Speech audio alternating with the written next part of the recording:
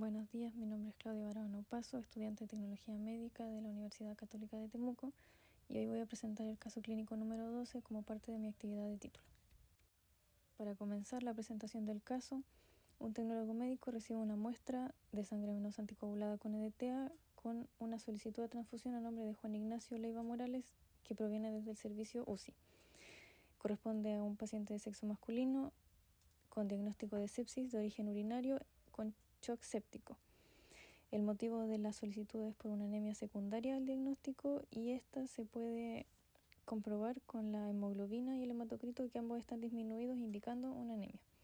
Se solicitaron 2 unidades de glóbulos rojos leucorreducidos de carácter urgente, y como información adicional tenemos que no presenta transfusiones previas.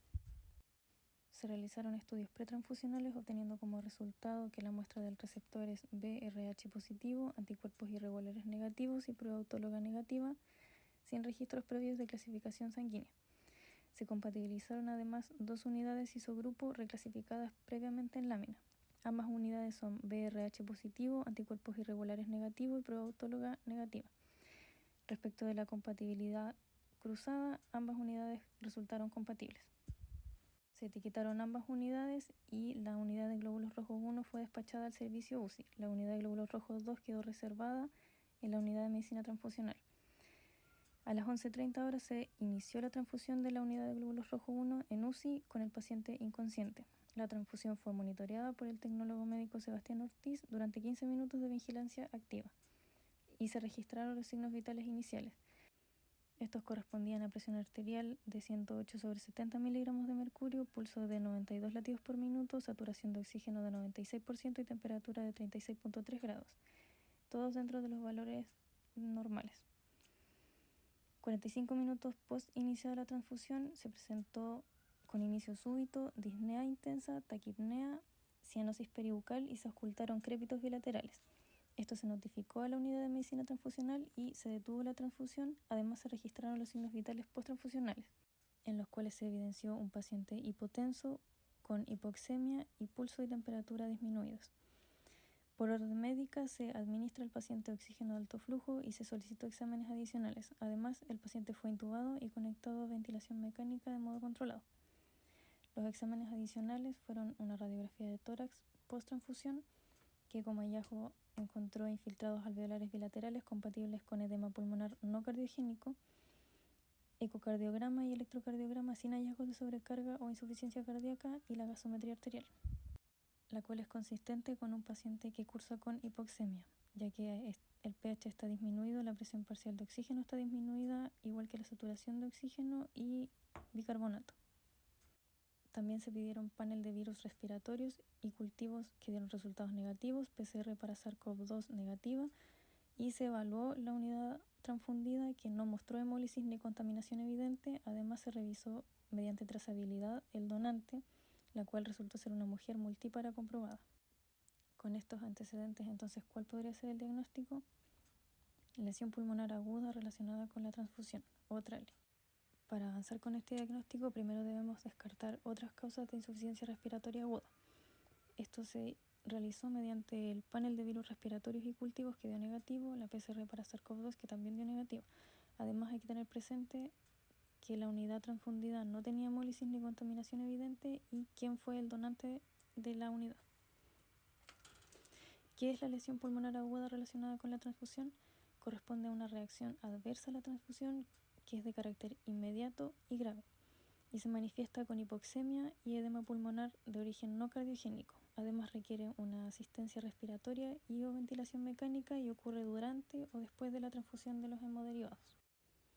Para que una lesión pulmonar aguda se pueda relacionar con la transfusión, debe cumplir ciertos criterios de definición.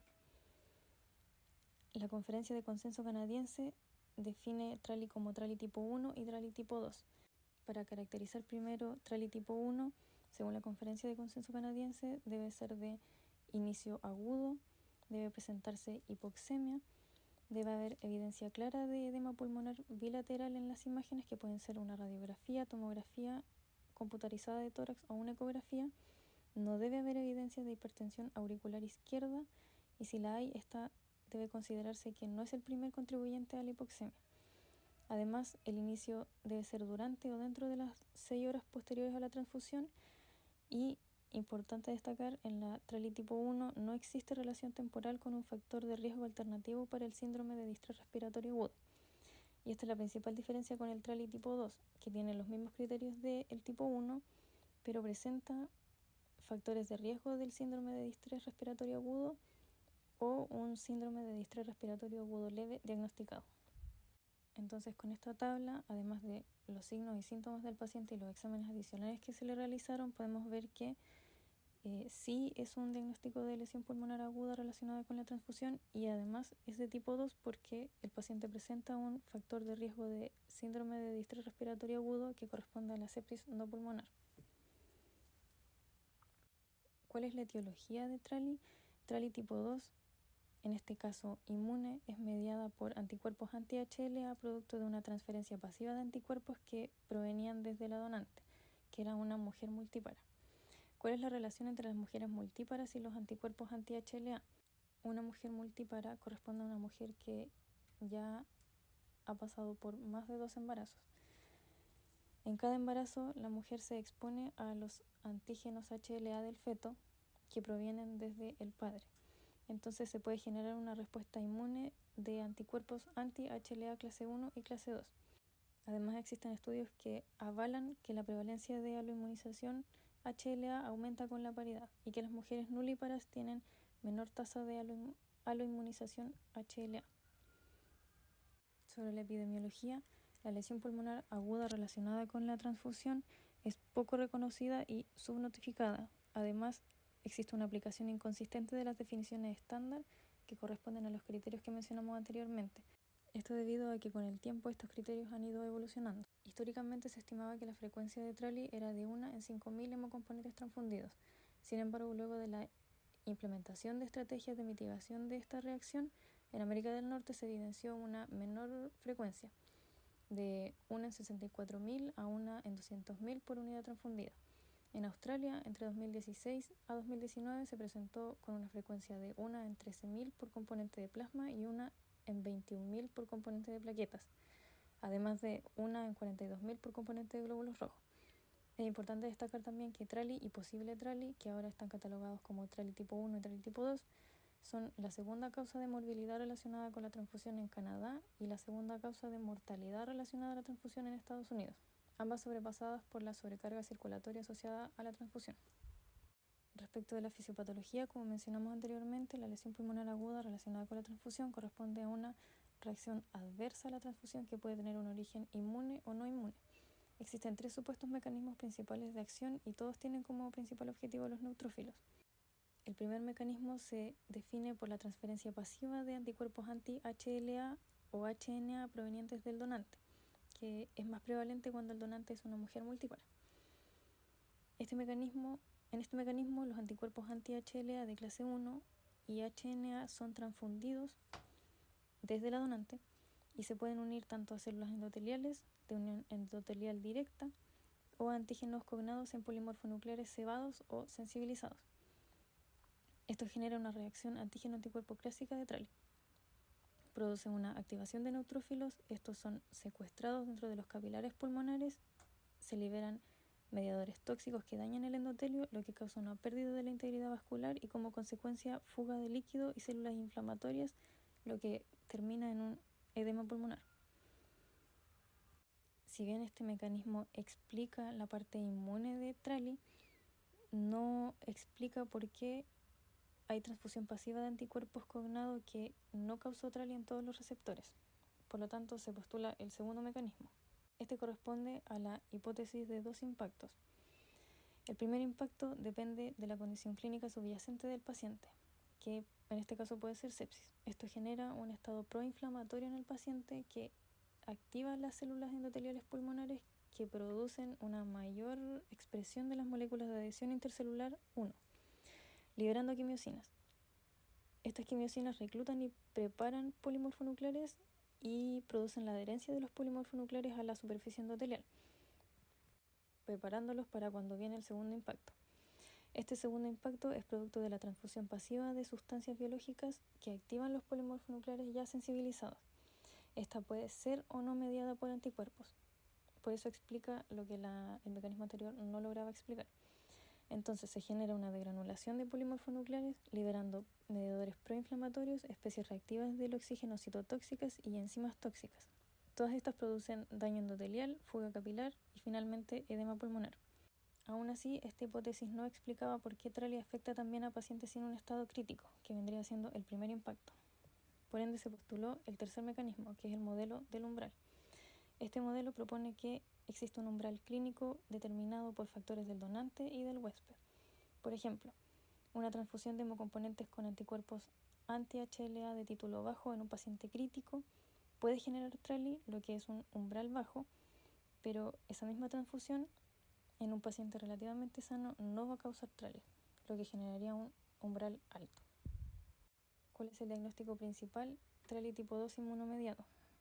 Esto es avalado tanto por los criterios de definición de Trali según la Conferencia de Consenso Canadiense, como también por los antecedentes previos que tenemos del caso, que es la donante, que es una mujer multípara. Estudios adicionales que se pueden hacer para buscar el origen inmunitario de Trali pueden ser pruebas de anticuerpos anti-HLA, HNA de la unidad del donante, mediante inmunofluorescencia de granulocitos y aglutinación de granulocitos con un panel de neutrófilos fenotipados. Además, tipificación HLA del paciente, también buscando el origen inmunitario de Trali. Y otro examen que se puede realizar es péptido natriurético cerebral, pero es para descartar otra reacción adversa a la transfusión, que es la que vamos a ver a continuación. ¿Por qué se tiene que hacer un diagnóstico diferencial entre Trali y la sobrecarga circulatoria asociada a la transfusión? Porque ambas cursan con un edema pulmonar. La principal diferencia entre ambas es que una cursa con un edema pulmonar de origen cardiogénico, que es TACO, y Trali, que es de origen no cardiogénico. Pero además existen otras diferencias que pueden ayudar en el diagnóstico. Por ejemplo, Trali cursa con hipotensión, en cambio TACO con hipertensión. Trali es tratada con asistencia respiratoria o ventilación mecánica, mientras que TACO se trata con diuréticos. Trali presenta unos niveles de péptido natriurético cerebral normales, mientras que TACO elevados. Además, también se puede hacer un diagnóstico diferencial de las reacciones anafilácticas posttransfusionales que también ocurren dentro de 24 horas pasada la transfusión.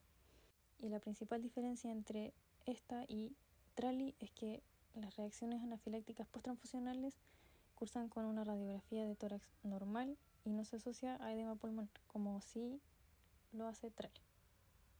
Respecto del tratamiento y seguimiento por el laboratorio, primero es importante mencionar el manejo clínico y transfusional. En este caso, primero se debe detener la transfusión, mantener una vía permeable, asegurar la vía aérea y evaluar los signos vitales del paciente. Además, debe hacerse una inspección visual del hemocomponente y revisar la identificación del paciente, grupo sanguíneo, etiqueta de compatibilidad del hemocomponente y comunicar a la UMT y centro de sangre correspondiente. En este caso, podemos ver que el manejo clínico fue correcto, ya que se siguieron todos los puntos mencionados anteriormente. El principal tratamiento del Trali corresponde a un apoyo respiratorio y circulatorio. Esto puede ser mediante suplemento de oxígeno con o sin ventilación mecánica, agentes vasopresores con el fin de controlar la presión sanguínea debido a la hipotensión, o la oxigenación por membrana extracorpórea, que puede ofrecer tanto un soporte hemodinámico como de oxigenación, pero solo está disponible en centros especializados. Además, existen nuevos enfoques de tratamiento que están orientados a la atenuación de la inflamación asociada con el desarrollo de Trali. Esto mediante la modulación descendente de la PCR, terapia anti-ROS y el bloqueo del receptor de interleuquina 8, importante en la respuesta inflamatoria. Es importante también destacar en este caso la importancia de la hemovigilancia y la trazabilidad. La hemovigilancia corresponde a un sistema de registro, análisis y prevención de eventos adversos relacionados con la transfusión desde la donación hasta el seguimiento del receptor. Y la trazabilidad es la capacidad de seguir de manera fiable la información desde el donante hasta el receptor y viceversa. La trazabilidad es el eje principal de la hemovigilancia. En este caso nos permitió la identificación de la donante de la unidad de glóbulos rojos 1. Esto permitió a su vez la orientación diagnóstica, ya que sabíamos que tenía relación la mujer multípara con la respuesta inmunitaria que presentó el paciente. Además, se puede hacer un registro del evento, iniciar estudios en el donante y el receptor a fin de confirmar este factor inmune, y también se puede utilizar para implementar medidas correctivas. Algunas medidas preventivas en transfusiones futuras podrían ser, según la edición 29 de las normas de la Asociación Americana de Bancos de Sangre, la limitación de la exposición del paciente a los anticuerpos anti-HLA derivados del donante. Esto utilizando principalmente donantes masculinos para plasma y aféresis de plaquetas, utilizar plasma para transfusión de donantes masculinos y donantes femeninas nulíparas, realizar investigación de anticuerpos anti-HLA en donantes de plasma femeninas, resuspensión de plaquetas agrupadas en plasma en donantes masculinos o solución aditiva, y plasma agrupado tratado con solventes detergentes. Además, los servicios de transfusión de sangre deben implementar prácticas basadas en la evidencia para minimizar transfusiones innecesarias a fin de evitar estas reacciones posttransfusionales. ¿Qué posibles errores analíticos o preanalíticos se pudieron haber presentado en el caso? Respecto de la analítica, la identificación y rotulación de las muestras estaba correcta. La clasificación y compatibilidad de los grupos BRHD positivo, el TCI negativo, las pruebas eran compatibles, así que estaba correcto. Y el historial pretransfusional no tenía antecedentes de transfusiones previas el paciente, por lo tanto no hubo un error en la analítica. Respecto de la preanalítica, si bien se solicitaron unidades de glóbulos rojos leucorreducidas que permiten reducir el riesgo de reacciones inmunológicas, no previenen una posible TRALI. Entonces el error pudo haber sido que, considerando el estado del paciente y que estaba cursando con sepsis, no se evaluó el riesgo de TRALI y no se le hizo una tipificación de anticuerpos anti-HLA a la unidad donada. A modo de conclusión, podemos rescatar varios puntos, como por ejemplo que se logró diagnosticar a través del análisis de los signos y síntomas del paciente junto con los hallazgos clínicos, tanto radiológicos como de laboratorio, además de la identificación de la donante multípara, siendo los más importantes la radiografía de tórax, que demostró un edema pulmonar de origen no cardiogénico, junto con la identificación de la donante para orientar el diagnóstico hacia una TRALI y diferenciarlo de una TACO. Como estudios adicionales se destacaron la tipificación HLA del receptor y pruebas de anticuerpos anti-HLA, HNA, en la unidad de la donante a fin de que se pueda confirmar el carácter inmune de la reacción. Sobre la fisiopatología de la reacción, esta es variada, predominando 3 mecanismos principales de desarrollo, los cuales pueden entrelazarse entre sí porque intentan explicar los distintos casos de TRALIs que se han expuesto con el tiempo. Es importante también realizar un diagnóstico diferencial con las otras reacciones adversas a la transfusión, sobre todo con TACO, puesto que ambas cursan con una presentación similar, pero su diagnóstico es distinto. La implementación de mecanismos de mitigación de TRALI ha permitido que la incidencia de esta reacción se vea favorablemente reducida con el tiempo y es un punto a destacar en esta presentación. Finalmente, este evento destaca la importancia de la trazabilidad y la hemovigilancia como herramientas esenciales para que se pueda detectar, analizar y prevenir reacciones adversas transfusionales en un futuro. A continuación presento la bibliografía correspondiente y un mapa conceptual resumen.